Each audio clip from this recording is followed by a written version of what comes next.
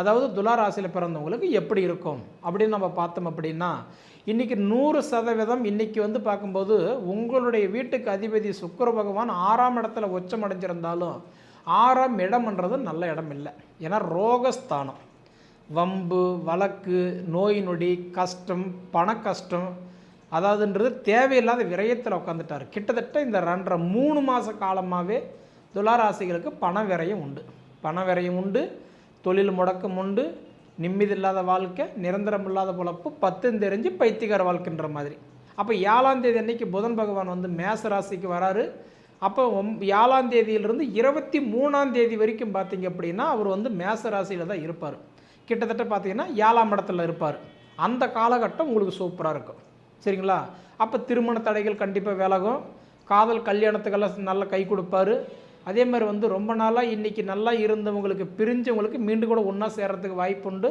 ஏன்னா புத்திக்காரகன், ஞானக்காரகன், அறிவுக்காரகன், கல்விக்கே அதிபதி புதன் பகவான் வந்து உங்களுக்கு அந்தவுடைய 6ஆம் இடத்துலேருந்து 7ஆம் இடத்துக்கு போனாருன்னா கண்டிப்பாக உங்களுக்கு ஓரளவுக்கு மாங்கல்யத்துக்கு வலு சேர்த்து கொடுப்பார். ஏன்னா 7ஆம் இடம்னா மாங்கல்யஸ்தானம். இப்போ நாம் பார்க்கக்கூடிய ஒரு தலைப்பு அருமையான ஒரு அற்புதமான ஒரு தலைப்பு. அதாவதுன்றது மே மாதத்துக்குண்டான மாத பலன்களை பற்றி இந்த காணொலியில் பார்த்துட்ருக்குறோம். அதாவது உழைப்பாளர்கள் தினம்னு சொல்லக்கூடிய மே மாத பலன்கள். இந்த உலகத்தில் இருக்கிற எல்லா உழைப்பாளர்களுக்கும் என் நன்றி கலந்த வணக்கத்தை தெரிவிச்சுக்கிட்டு இந்த காணொலிக்குள்ளே போகலாம். அதேமாதிரி பார்த்தீங்க அப்படின்னா இந்த மே மாதம் பிறக்கக்கூடிய ஒரு தருணம் பார்த்திங்கன்னா மே மாதம் 1ஆம் தேதி. அதாவதுன்றது வந்து பார்த்திங்கன்னா மிருகசீரிஷ நட்சத்திரம் 2ஆம் பாதத்தில் ரிஷப ராசியில் இன்றைக்கி, அதே மாதிரி மகர லக்னத்தில் செவ்வாய் பகவானுடைய திசையில் 59 டிகிரியில் இன்றைக்கி சித்திரை மாதம் 18ஆம் தேதி வியாழக்கிழமை அன்னைக்கு இந்த மே மாதம் 1ஆம் தேதி பிறக்கப்படுதுங்க. அதாவது துலா ராசியில் பிறந்தவங்களுக்கு எப்படி இருக்கும் அப்படின்னு நம்ம பார்த்தோம் அப்படின்னா, இன்றைக்கி 100% இன்றைக்கி வந்து பார்க்கும்போது உங்களுடைய வீட்டுக்கு அதிபதி சுக்கிர பகவான் 6ஆம் இடத்துல உச்சம் அடைஞ்சிருந்தாலும் 6ஆம் இடம்ன்றது நல்ல இடம் இல்லை. ஏன்னா ரோகஸ்தானம், வம்பு வழக்கு, நோய் நொடி, கஷ்டம், பண கஷ்டம், அதாவதுன்றது தேவையில்லாத விரயத்தில் உட்காந்துட்டார். கிட்டத்தட்ட இந்த 3 மாத காலமாகவே துளாராசிகளுக்கு பண விரயம் உண்டு.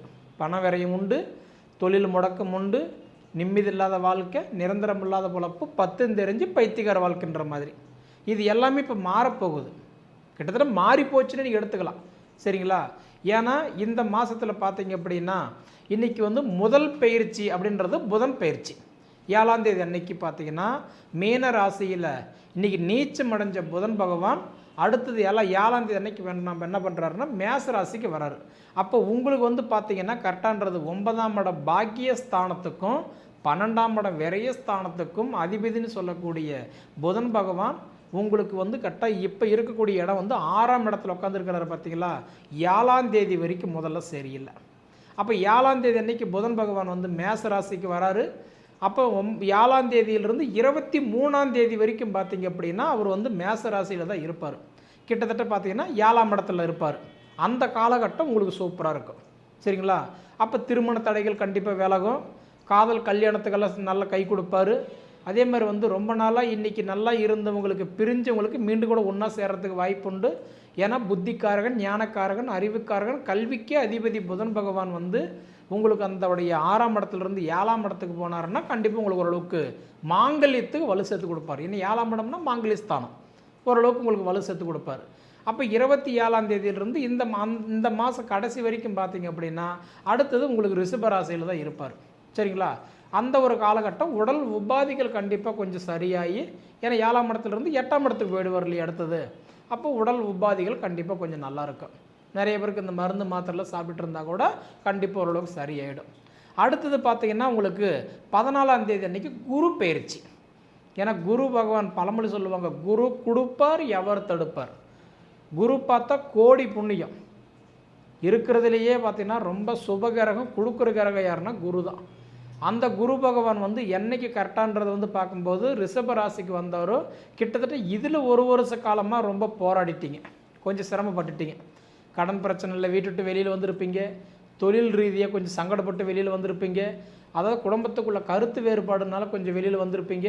மொத்தத்தில் பார்த்தீங்கன்னா வீட்டுக்குள்ளார சொந்த பந்தத்துக்குள்ளாரையே கொஞ்சம் விரிசல்கள் கொஞ்சம் கொஞ்சம் பெருசாக இருக்கும். உங்கள் பேச்சு அவங்க கேட்காது, அவங்க பேச்சு நீங்கள் கேட்காது, உங்கள் பேச்சு இவங்க கேட்காது, யார் வகையிலையாவது ஒரு சிரமங்கள் பட்டிருப்பீங்க. அப்படியாப்பட்ட குரு பயிற்சியாகப்பட்டது. அடுத்தது வந்து பார்த்திங்கன்னா மே மாதம் 14ஆம் தேதி உங்களுக்கு கரெக்டான்றது குரு பகவான் வந்து மிதுனத்துக்கு போகிறாரு. அப்போ குருவுடைய பார்வை பார்த்திங்கன்னா 5, 7, 9. எப்பயுமே குரு பகவான் 5, 7, 9ஆம் இடத்தை பார்ப்பார். அப்போ அந்த 5ஆம் இடமா பார்த்திங்கன்னா உங்கள் ராசி தான் பார்க்குறாரு.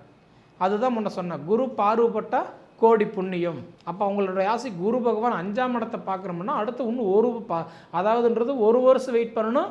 அதே மாதிரி ஒரு ரவுண்டு சுற்றி வர்றதுக்கு வந்து பார்த்தீங்கன்னா 12 வருஷம் நீங்கள் வெயிட் பண்ணணும். சரிங்களா?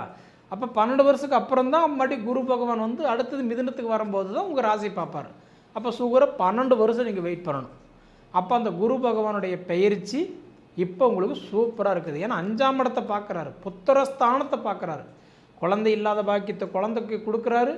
அதே மாதிரி எனக்கு ஆண் வாரிசு இருக்குதுங்க, எனக்கு ஆசைக்கு பெண் இல்லைன்னு சொன்னாலும் சரி, இல்லை எனக்கு பெண் இருக்குதுங்க, என் வம்சத்தை ஆள்றதுக்கு ஆண் வாரிசு இல்லைனாலும் சொன்னாலும் சரி, அப்போ உங்களுக்கு குரு பகவான் 5ஆம் இடமா பார்த்தா புத்திர பாகியங்கள் பெருகும். சரிங்களா? அடுத்தது பார்த்தீங்க அப்படின்னா உங்களுக்கு வந்து 15ஆம் தேதி சூரியனுடைய பயிற்சி. ஏன்னா இப்போ சூரிய பகவான் வந்து எங்கே இருக்கிறான்னு பார்த்தீங்கன்னா உங்களுக்கு 7ஆம் இடத்துல இருக்கிறார். 11ஆம் இடம் லாபஸ்தானத்துக்கு அதிபதி, 7ஆம் இடம் கலஸ்தரஸ்தானத்தில் இருக்கிறார்.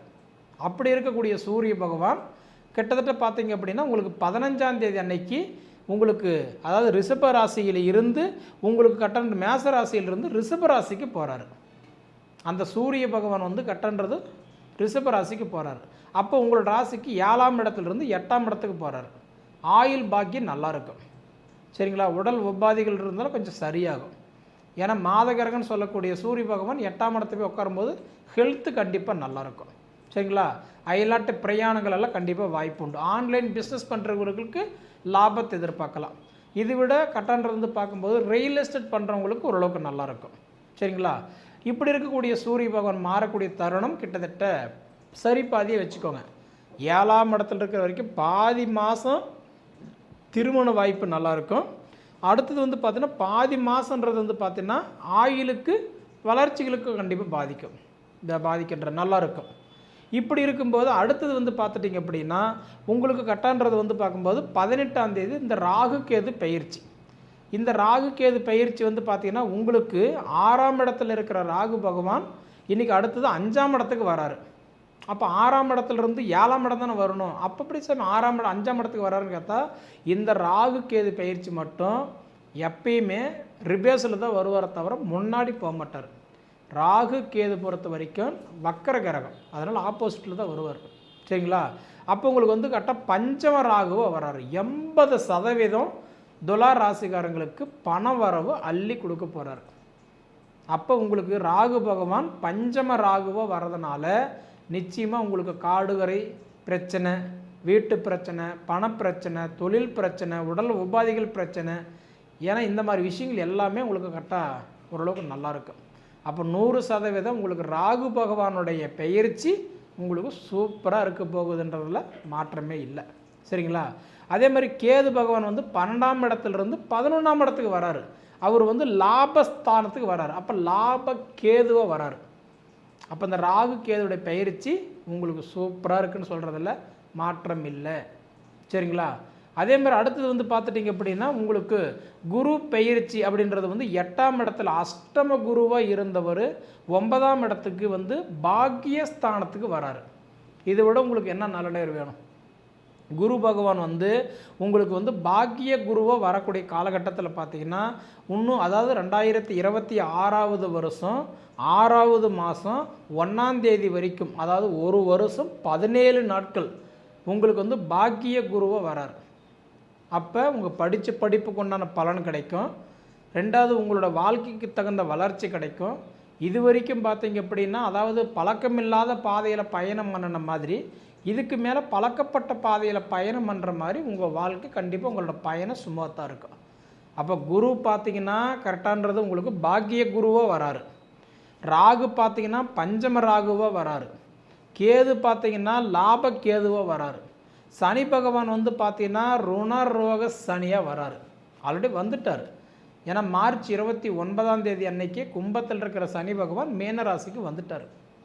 அப்போ இந்த 3 கிரக பயிற்சிகளும் உங்களுக்கு நல்லா இருக்குது. இது போக உங்கள் வீட்டுக்கு அதிபதியும் பார்த்தீங்கன்னா உச்சத்தில் இருந்து, அதாவது ஆல்ரெடி உங்களுக்கு வெளியில் வந்து வரக்கூடிய தருணத்தில் உங்களுக்கு இயல்பு நிலைக்கு அவர் திரும்புகிறார்.